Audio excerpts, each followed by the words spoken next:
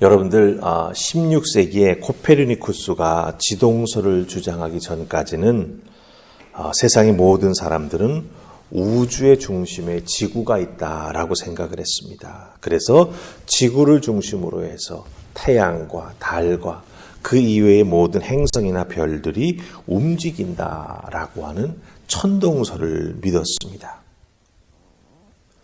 하지만 지금은 천동설을 믿는 사람들이 없지요.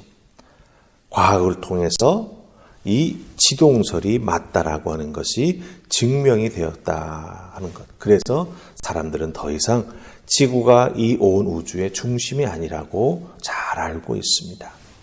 근데 세상을 살다 보면은요, 온 세상이 나를 중심으로 돌아가야 만족하는 사람들, 온 지구가, 온 사람과의 관계가, 온 일상의 삶이 자기를 중심으로 움직여 나아가야 된다라고 생각하는 사람들이 있습니다. 우리가 딱 이름만 대면 알 수 있는 사람이 있죠. 트럼프 미국 대통령. 미국 우선주의를 들고 나왔지만 결국은 무엇입니까? 자기가 모든 것의 중심이 있다라고 하는 거예요. 하루아침에 변덕을 부리면서 나라를 이렇게 하고 저렇게 하고 세계를 이렇게 저렇게 하려고 합니다. 미국 우선주의라고 말은 그럴듯하게 하지만 트럼프 대통령은 결국은 자기 우선주의라고 하는 거죠. 이 트럼프 대통령처럼 세상의 많은 사람들이 자기 중심으로 자기를 우선시하며 살아갑니다. 천동설이 21세기에 우리 인간에게 적용되어서 자기중심주의, 자기우선주의를 만들어냈다. 이렇게 볼 수 있는 것이지요. 그런데 여러분들, 천동설이 진리가 아니듯 자기중심주의, 자기우선주의도 사실은 진리가 아닙니다.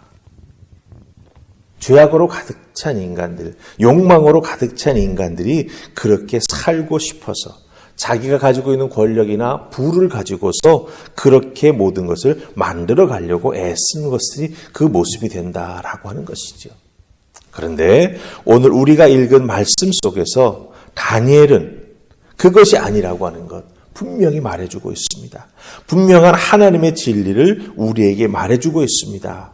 여러분들, 세계 최강대국인 바벨론입니다. 그 나라를 다스리는 왕이 느부갓네살입니다.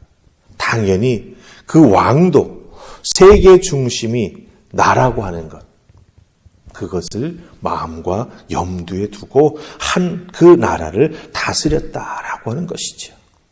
하지만 다니엘은요, 왜 왕에게 꿈을 설명해 나아가는 자리에서 왕도 세계의 중심이 아니라고 하는 걸 알려줍니다. 그리고 왕에게 그 꿈을 설명하고 그 뜻을 알려주는 자기 자신도 중심이 될 수 없다라고 하는 것을 분명히 말해줍니다. 오직 중심이 될 수 있는 분, 그분은 하나님 한 분밖에 없다고 말해줍니다.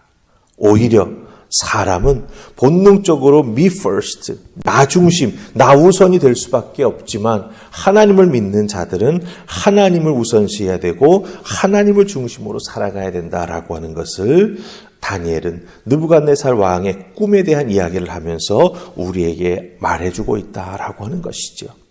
그렇다면 여기서 우리가 결론적으로 먼저 붙잡아야 될 것을 말씀드립니다. 나 먼저 아닙니다. 나 중심 아닙니다. 하나님 먼저, 하나님 중심으로 살아가는 우리가 되어야 한다라고 하는 것이죠. 자, 그럼 다니엘은 느부갓네살 왕에게 어떻게 이 하나님의 놀라운 모습에 대해서 설명해 주고 있는지 우리 살피면서 은혜를 받으십시다. 자, 우리 첫 번째 살필 말씀은 28절입니다. 우리가 읽었던 다니엘서 2장 28절 다 찾으셨습니까? 우리 같이 크게 읽으십니다. 자, 시작. 오직 은밀한 것을 나타내실 이는 하늘에 계신 하나님이시라. 그가 느부갓네살 왕에게 후일에 될 일을 알게 하셨나이다. 왕의 꿈 곧 왕이 침상에서 머릿속으로 받은 환상은 이러하나이다. 아멘. 자, 다니엘이 뭐라고 느부갓네살 왕에게 말합니까? 오직 은밀한 것을 나타내시는 분은 하늘에 계신 하나님 한 분밖에 없다라고 하는 거죠. 왕이 꾼 꿈, 그것을 하나님께서 보여주셨다라고 분명히 여기서 말합니다. 이렇게 다니엘이 말하는 것은 무슨 의미를 담고 있습니까? 점장이나 박수 따위 혹은 지혜자 따위가 하나님의 이 은밀하게 계시해 주신 꿈을 알 수도 없고 해석할 수도 없다라고 말하는 것이죠.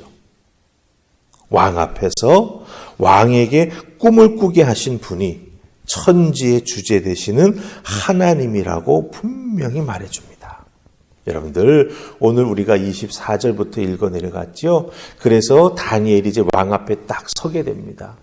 왕이 자기 눈앞에 서 있는 다니엘을 보고 제일 처음에 한 말이 뭔지 아세요? 26절 가서 보시기 바랍니다. 왕이 대답하여 벨드사살이라 이름한 다니엘에게 이르되, 이 왕은 누굽니까? 느부갓네살 왕입니다. 자, 여기서 왕의 이름은 느부갓네살 왕이고 그 다음에 다니엘에게 바벨론식 이름을 붙여준 것은 벨드사살이라고 하는 이름입니다. 여러분들, 왕이 다니엘의 바벨론식 이름을 부릅니다. 벨드사살. 이 벨드사살이라고 하는 이름의 뜻이 뭔지 압니까? 벨신이, 벨이라고 하는 신이 사랑하는 자다라고 하는 뜻입니다. 즉 다니엘의 이름을 벨드사살, 벨신이 사랑하는 자다 이렇게 붙여주었습니다. 느부갓네살, 이 느부갓네살 왕의 이름의 뜻이 뭔지 아십니까? 느보라고 하는 신입니다. 느보라고 하는 신이 상속자를 보호해달라고 하는 말의 뜻을 가지고 있습니다. 느보신이요, 상속자, 바로 느부갓네살 왕을 말하죠. 그 느부갓네살 왕을 보호하소서라고 하는 뜻의 이름을 가지고 있습니다. 그런데 보세요. 이 느부갓네살 왕 앞에서 벨드사살이라고 하는 바벨론식의 이름을 가지고 있는 하나님의 사람 다니엘이 하늘에 계신 하나님을 알리고 높이는 엄청난 일을 하고 있다고 하는 거예요. 느부갓네살 왕은 바벨론식으로 생각을 해서 다니엘의 이름은 아예 언급도 안 하고 벨드사살이라고 하는 바벨론의 이름을 언급하지만 다니엘은 무엇을 말하고 있습니까? 하나님을 말하고 있다라고 하는 거예요. 바벨론 우선주의, 그 중심에 있는 느부갓네살 왕, 그리고 그 왕이 가지고 있는 나 중심주의, 나 우선주의, 그 모든 것을 사실은 다 무력화시키기 위해서 하나님께서 바벨론의 느부갓네살 왕에게 꿈을 꾸게 하셨지만 생각나지 않게 하셔서, 그래서 마음에 불안감을 일으키셔서 다니엘을 만나게 하시고 그 다니엘을 통해서 하나님을 소개하고 증거하게 만드셨다라고 하는 것이죠. 꿈도 기억 못하고 의미도 모르니 이 느부갓네살 왕은 내가 무너질까 봐, 자기의 왕권이 어떻게 될까 봐 두려움에 사로잡힙니다. 하지만 하나님은 다니엘을 붙잡아 주셨죠. 그리고 담대하게 하나님이 온 세상의 주인 되심을 여기서 증거하게 했다라고 하는 것입니다. 여러분 기억하십시다. 하나님이 우리의 주인 됐습니다. 세상이 우리를 어떻게 하지 못함을 우리는 믿음으로 확신하면서 하나님과 동행하는 다니엘과 같은 담대한 믿음의 사람이 되어야 한다라고 하는 것. 그리고 특별히 내 중심이 아니라 하나님 중심, 나 우선이 아니라 하나님 우선의 믿음을 가지고 살아가는 우리가 될 때 감히 세상이 우리를 어쩌지 못하도록 하나님이 도우시고 하나님이 지키시고 하나님의 능력 부어주실 줄 믿습니다. 오늘 하루도 하나님 중심으로 살아가는 여러분 되시기를 주님의 이름으로 축복합니다. 아멘. 자, 그리고 두 번째 말씀. 이렇게 왕 앞에 나아간 다니엘의 자세를 한번 보십시다. 29절, 30절입니다. 찾으셨습니까? 우리 같이 읽습니다. 시작.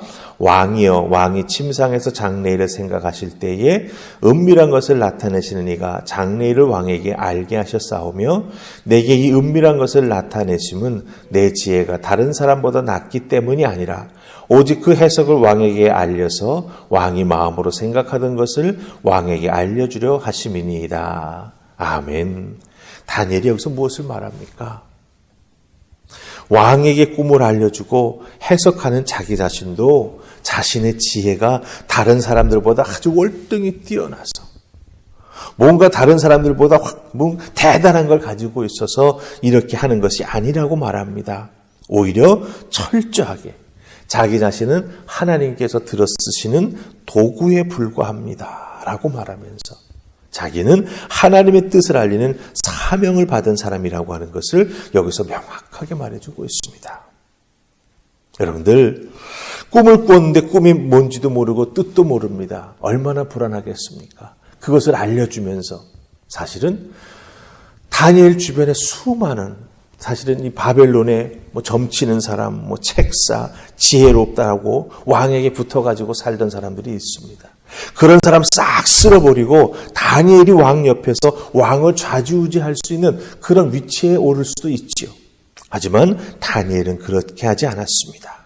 자기를 높이는 방편으로 하나님 주신 계시의 해석, 그 은혜를 사용하지 않았습니다. 오히려 자기를 낮추고 하나님 한 분만 높이는 것을 보게 됩니다. 여기서 우리 믿음의 사람들이 가져야 할 믿음의 자세, 삶의 자세를 발견하게 됩니다.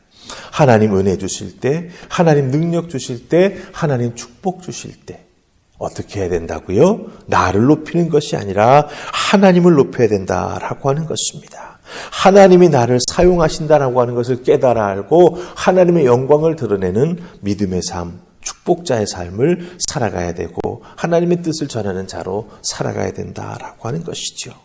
오늘도 하나님 우리에게 많은 은혜 주십니다. 축복 주십니다. 말씀으로 깨닫게 해주십니다. 그 모든 것이 어디에 초점 맞추어져야 됩니까? 하나님이 하셨습니다.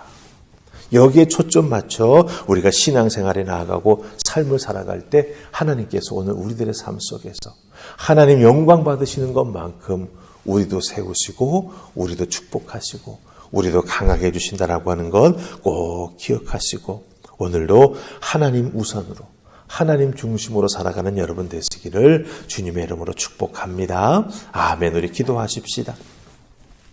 좋으신 하나님 감사합니다.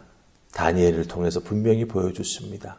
하나님 중심으로 하나님을 우선하며 은혜에 순종하며 말씀 따라가는 자가 되어라. 내가 보호하고 내가 이끌어주고 내가 지키고 내가 축복하리라. 오늘 주신 말씀 잘 기억하면서 하나님 중심으로 하나님을 우선하면서 살아가는 우리가 되게 하여 주시옵소서. 감사하며 예수님 이름으로 기도합니다. 아멘.